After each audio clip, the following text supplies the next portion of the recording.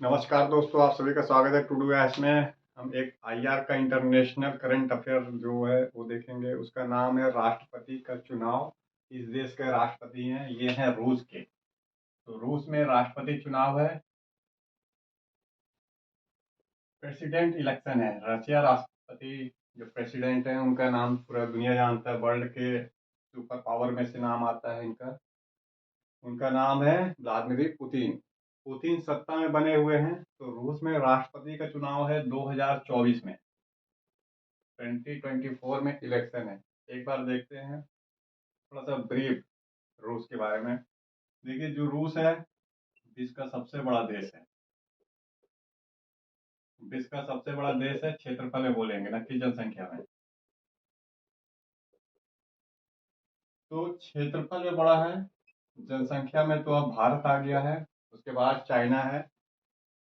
1991 से पहले रूस में 15 कंट्री थे। इसे सोवियत संघ के नाम से जाना जाता था, सोवियत संघ। जो सोवियत यूनियन आप पढ़ते होंगे, तो पढ़ते होंगे फर्स्ट वर्ल्ड वार के दौरान रूस में रूसी क्रांति हुई थी 1917 के दौरान। तो उसके बाद एक यूनियन बना था, उसका नाम था सोवियत संघ। लेनिन इसके लीडर थे। तो 1991 तक इसमें 15 कंट्री थे, जिसमें सबसे बड़ा था रूस, बोलेंगे सोवियत संघ। इससे जो कंट्री अलग हुए सेंट्रल एशिया की कंट्री, जैसे उज्बेकिस्तान, कजाकिस्तान, किर्गिस्तान, तुर्कमेनिस्तान, और फिर आप पढ़ेंगे जॉर्जिया, अर्मेनिया जैसी कंट्री, लाटविया, लिथुआनिया, एस्टोनिया, जो इसके अड़ोसी पड़ोसी हैं, जिसमें बेलारूस, यूक्रेन, खुद यूक्रेन भी शामिल था सोवियत संघ में। तो सोवियत संघ में दोनों शामिल थे, रूस और यूक्रेन, जिसमें करंट में युद्ध चल रहा है। अब जो रशिया राष्ट्रपति है, इनका चुनाव 2024 में है। उससे पहले जो है संसद का भी चुनाव हो रहा है, करंट में अभी दिसंबर में चल रहे हैं। जो संसद है इसकी पार्लियामेंट, इसे क्या बोलते हैं, बहुत कम लोग जानते हैं, इसे डूमा आप बोलेंगे, DUMA, डूमा इसकी संसद का नाम है।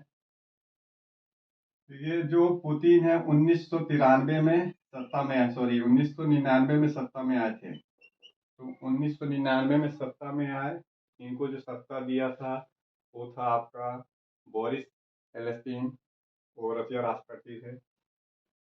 1993 में जब सोवियत संघ का विघटन हुआ 1991 में, 15 कंट्री सोवियत संघ से निकल गए, बच गया रूस। रूस उत्तराधिकारी है सोवियत संघ का। तो 1993 में जो संविधान था, कॉन्स्टिट्यूशन रूस का, इसमें बोला गया था जो रूस का राष्ट्रपति रहेगा वो 4 साल के लिए रहेगा, प्लस ओनली 2 टर्म के लिए रह सकता है। तो 4 साल के लिए राष्ट्रपति, एक बार अगर चुनाव कोई रूस में जीतता था राष्ट्रपति के रूप में, तो 4 साल का टर्म एक टर्म हो गया, पुनः 4 साल का और टर्म, कुल मिला के 8 साल राष्ट्रपति रह सकता था। उसके बाद वो राष्ट्रपति का चुनाव ही नहीं लड़ सकता था। भारत जैसी कंट्री में प्रधानमंत्री का जो सिलेक्शन होता है वो बार बार हो सकता है, राष्ट्रपति बार बार चुने जा सकते हैं, उपराष्ट्रपति लेकिन वहां पे सिर्फ 8 साल के लिए ही रह सकते हैं, ओनली 2 टर्म। जैसे अमेरिका में है, कोई प्रेसिडेंट ओनली 2 टर्म रह सकता है। बराक ओबामा 2 टर्म के लिए थे, इसके बाद रिटायर्ड हो गए। होना होगा क्योंकि कॉन्स्टिट्यूशन कहता है। तो रूस में भी इसी तरीके का कॉन्स्टिट्यूशन था 1993 में। 1999 में ये पुतिन है, नाम है लिख देता हूँ मैं, व्लादिमीर पुतिन। ये जो पुतिन थे 1999 में सत्ता में आए, 2008 में कॉन्स्टिट्यूशन में चेंज किया गया और बोला गया 6 साल के लिए अब टर्म रहेगा। टर्म को 6 साल के लिए कर दिया गया, कॉन्स्टिट्यूशन में सुधार हुआ। पूरा 2020 में कॉन्स्टिट्यूशन में फिर से सुधार हुआ। अब कॉन्स्टिट्यूशन में बोला गया 6 साल के लिए होगा टर्म, प्लस 2 टर्म होंगे, तो 2 टर्म होंगे।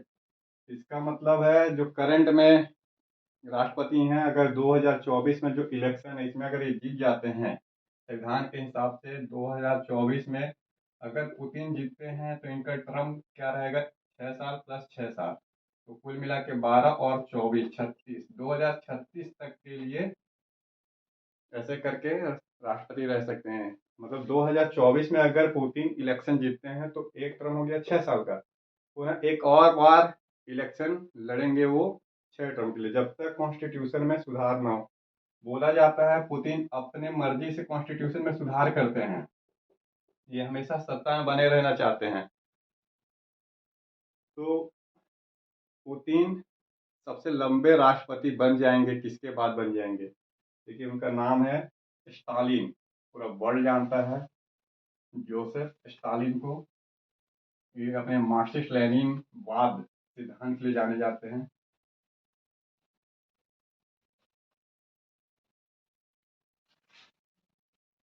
स्टालिन, इसका पूरा नाम जोसेफ स्टालिन है।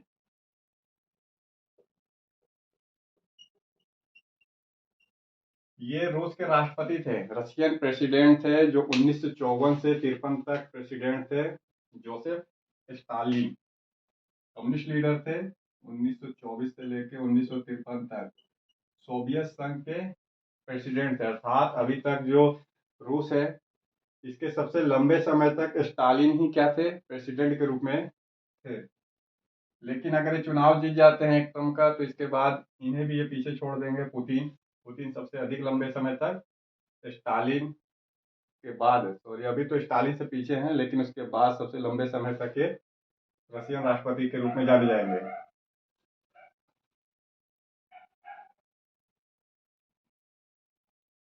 तो जो जोसेफ स्टालिन है, आपके 1954 से लेकर 1953 तक प्रेसिडेंट के रूप में तो रहे हैं, लेकिन उस समय सोवियत संघ था।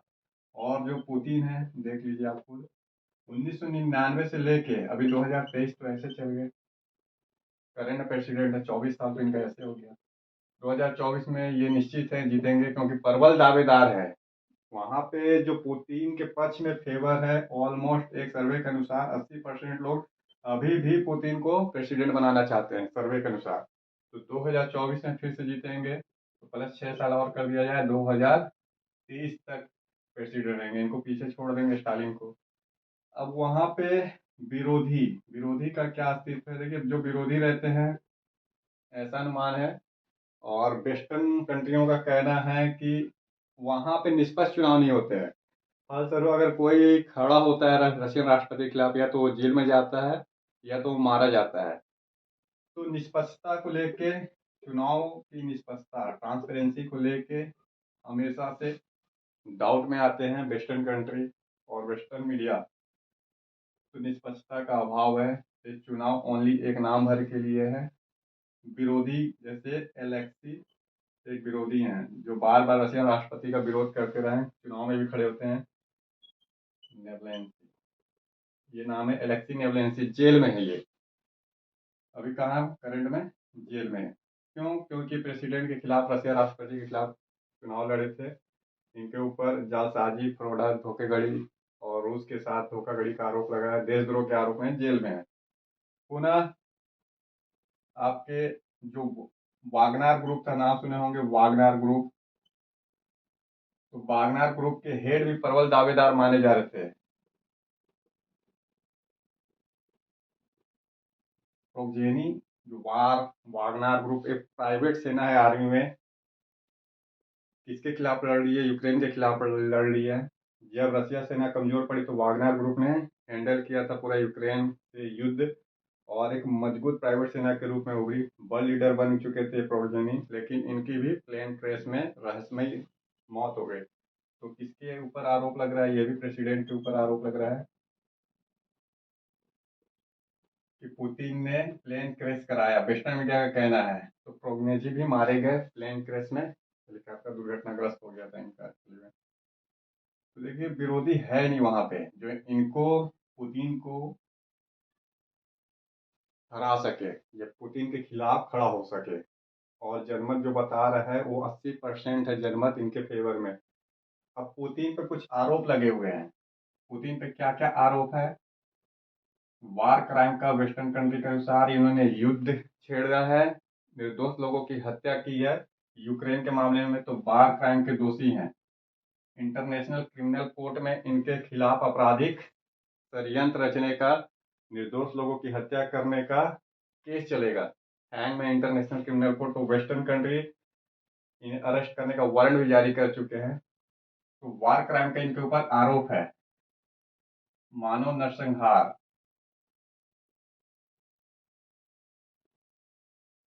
मानव अर्थात ह्यूमन नरसंहार, तो मानव का नरसंहार किए हैं। एक देश की संप्रभुता, एकता, अखंडता का उल्लंघन किया है। बहुत सारे आरोप हैं इनके ऊपर। संप्रभुता, अखंडता, इनका उल्लंघन किया है। किसका? तो यूक्रेन का। सारा इनके ऊपर आरोप है, पुतिन के ऊपर, कि इन्होंने वार क्राइम किया है, मानव नरसंहार का आरोप है इन पे, संप्रभुता, अखंडता का इनके ऊपर आरोप है। किसने लगाया हुआ है? वेस्टर्न कंट्रियों ने लगाया है। इनके खिलाफ अरेस्ट वारंट भी जारी हुए हैं। तो आपका ये इतने सारे मामले हैं। पुनः यहाँ पे हमको देखना है कि चुनाव क्या वास्तविक रूप से निष्पक्ष है? ये कैसे होते हैं चुनाव? निष्पक्षता को लेके देखिए, जो रशिया प्रेसिडेंट है, इन्होंने अपने हिसाब से कॉन्स्टिट्यूशन में सुधार किया है। 1999 में सत्ता में आए, पुनः क्या था 2000 और 1993 में पहले तो कॉन्स्टिट्यूशन में 2 टर्म था, पुनः 2008 तक टर्म था। जैसे ही इनका टर्म समाप्त होने वाला रहता है, तो उसके बाद यह क्या करते हैं? कॉन्स्टिट्यूशन में सुधार करते हैं। आगे फिर कॉन्स्टिट्यूशन में सुधार करेंगे। तो इसका मतलब है कि हमेशा बने रहना चाहते हैं। फिर पता नहीं किस तरीके से चुनाव होता है, चुनाव की प्रक्रिया कैसी अपनाई जा रही है वहां पे। डेमोक्रेसी के नाम पे डायरेक्टली मत होने चाहिए थे, निष्पक्षता होना चाहिए था, विरोधी पार्टी भी होने चाहिए थे, प्लस जो अपोज में खड़ा हो सके वो भी है। 11 करोड़ मतदाता है रसिया में। जो मतदाता है आपके, 11 करोड़ मतदाता है। अब 11 करोड़ मतदाता में भारत के हिसाब से मान लीजिए अगर 65% भी इलेक्शन में वोट पड़ते हैं मतदाता द्वारा, तो विपक्ष को भी वोट पड़ना चाहिए। एटलीस्ट 10-15% तो वोट पड़ना ही चाहिए। 10-15%। और भी पॉलिटिकल पार्टी को होने चाहिए थे, राजनीतिक पार्टी को। तो पॉलिटिकल पार्टी और भी होनी चाहिए थी।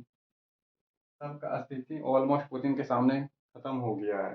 तो चुनाव आयोग और निष्पक्षता को लेकर हमेशा से रूस कटघरे में रहा है। इस बार भी यही मामला है। देखना है, मार्च में चुनाव होने वाले हैं, मार्च 2024 में।